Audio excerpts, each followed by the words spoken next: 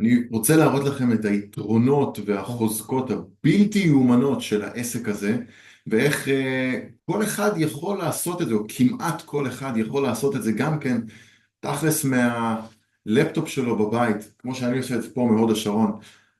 אבל העסקה הזאת היא מעניינת מאוד, כי את העסקה הזאת אני קניתי בתשלומים מסוחר קרקעות אחר, ומה שאני הולך להראות לכם זה שבעצם מישהי שקנתה את הקרקע הזאת והתחילה לשלם תשלומים חודשיים, הפסיקה לשלם.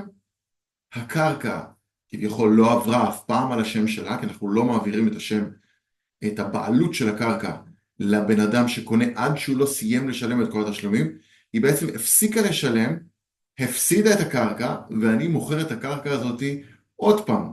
עכשיו, על הקרקע הספציפית הזאת זה כבר קרה לי בעבר, זאת אומרת שפעמיים אנשים התחילו לשלם והפסיקו לשלם, נקלעו לקשיים כלכליים כאלה או אחרים, פשוט הפסיקו לשלם. הבחורה הזאת קוראים לה דייזי ווקר, והיא שילמה $1,100 עד עכשיו, והבחור לפניה קראו לו ג'רמי ויין, והוא בעצם שילם קצת מתחת ל-1,000, לדעתי 800-900 דולר.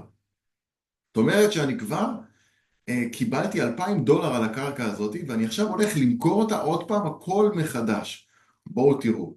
אנחנו נמצאים בתוכנה שנקראת Land ID. אני רוצה לראות לכם קודם כל איך איתרתי את הקרקע הזאת, ואיך, איזה בדיקות עשיתי, איך קניתי אותה, איך מכרתי אותה, ולמה בתכלס העסק הזה זה ממש כמו, מישהו השווה את זה פעם ל-ATM machine, זה מכונות של כספומטים, תכף תראו למה. אוקיי. אז הנה הקרקע עצמה, נמצאת בקאונטי שנקראת היילנדס קאונטי. אוקיי, אם אני אגדיל אתם ממש תראו את הקרקע עצמה, זאת הקרקע עצמה.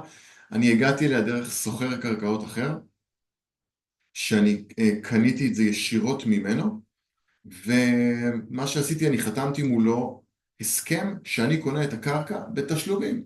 זאת אומרת שאני משלם לו עכשיו $125 מקדמה, ועוד $125 ל-60 חודשים, אוקיי? אבל יש לי בהסכם סעיף שמרשה לי להתחיל למכור את הקרקע בתשלומים, ובמידה והקונה שלי מעוניין לקנות את הקרקע ולהעביר בעלות על השם שלו, אני קודם כל אקח את הכסף, אשלם למוכר שלי, אעביר בעלות על השם שלי ומיד אעביר בעלות לשם של הקונה שלי, וככה בעצם אני לא אצטרך לשים דולר אחד אפילו בעסקה הזאת.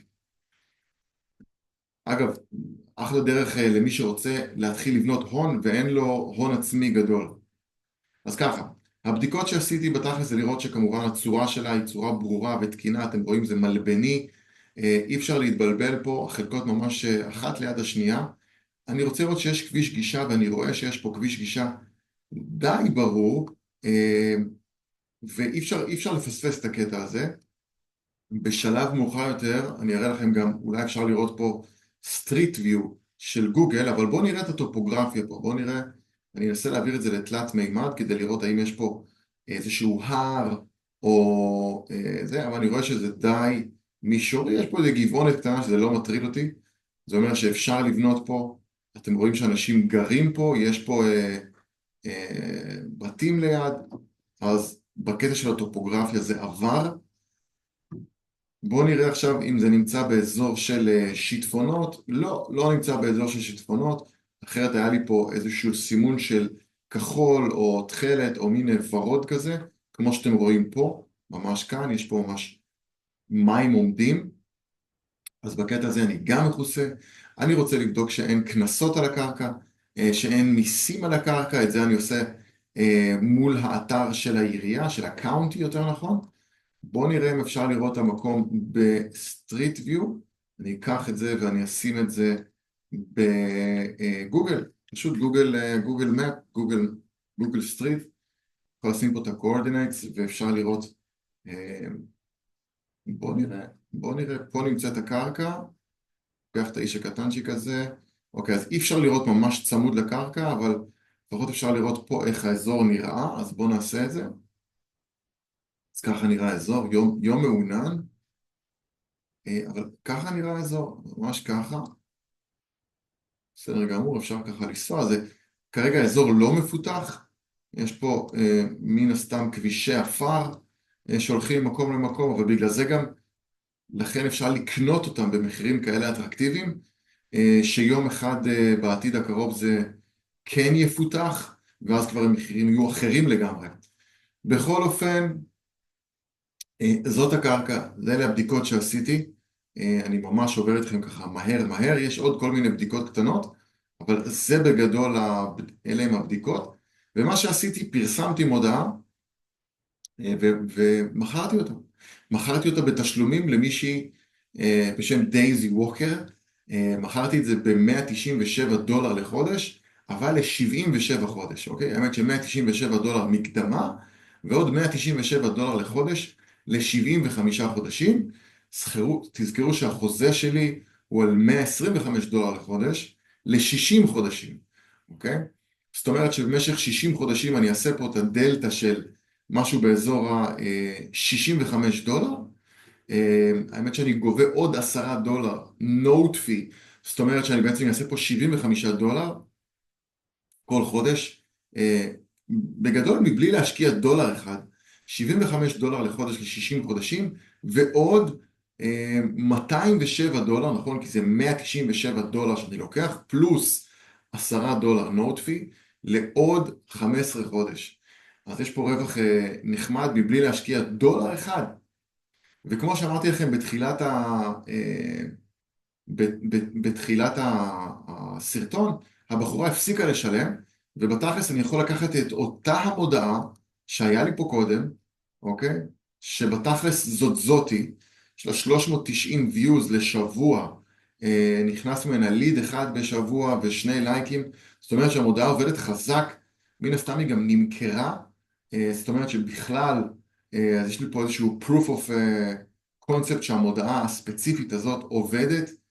שמתי פה כותרת חזקה, הרעיון זה לכל מי שמעוניין להשקיע בקרקע בפלורידה, תמונה של האזור שמתי פה כי אין לי תמונה של הקרקע, ורשמתי מה אפשר לעשות עם הקרקע ועל הקרקע, ושמתי פה תמונות, אותן תמונות שאתם ראיתם פה, מספר פה איזשהו סיפור גם בתמונות שינסו להבין איפה זה נמצא, אזור שיש פה כל מיני אגמים יפים, אזור מאוד ירוק,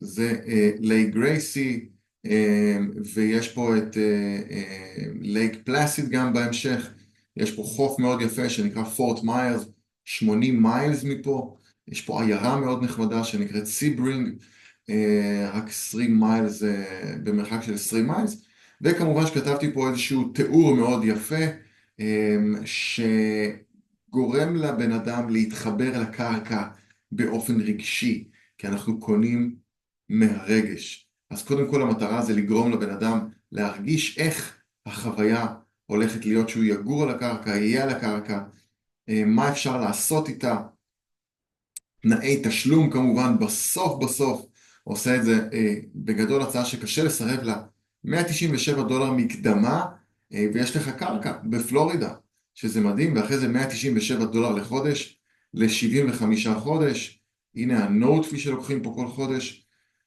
וזהו, אז המודעה כבר מוכנה, סך הכל אני צריך להעלות אותה שוב, ללחוץ to activate it, ופשוט המודעה כבר תהיה באוויר, אז כל התהליך הזה הוא מאוד מהיר, ולחכות שיגיע קונה.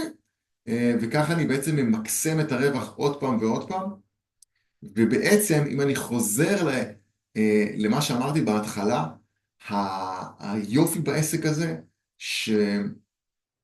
שהדברים האלה קורים, 15% מהעסקאות יהיו דיפולט, זאת אומרת, אנשים יפסיקו לשלם בין אם הם נקלעו לקשיים כלכליים, או שהם פשוט מיצו את הקרקע.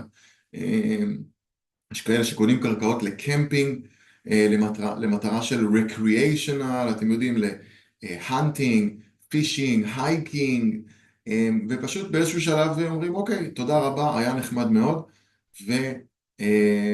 ומפסיקים לשלם, מחזירים לי כביכול את השליטה בקרקע, אני מפרסם אותה שוב, וממקסם פה עוד פעם את הרווח, ולכן מישהו אמר שהעסק הזה הוא בעצם כמו כמו שיש לך אה, הרבה מכונות כספומטים, ATM machines, אז יש לך עוד קרקע ועוד קרקע ועוד קרקע, וכל אחת כזאת מייצרת לך את ה-$200, $150 בחודש, $300 בחודש, מייצרת, ובשלב כזה או אחר, אה, 15% מהפעמים הכספומטים האלה, ה-ATM machines האלה, מפסיקים לעבוד, ואז אנחנו מתקנים אותם, מעלים הודעה מחדש, ומוכרים עוד פעם, ואז הוא עוד פעם מתחיל לייצר לך את התזרים הזה, וככל שיהיה לך יותר קרקעות בעצם, ככה יהיה לך יותר cash flow, וזה לא הולך לאיבוד, זה נדל"ן, זה קרקע שכנראה תישאר פה גם אחרי שאנחנו נלך מהעולם הזה,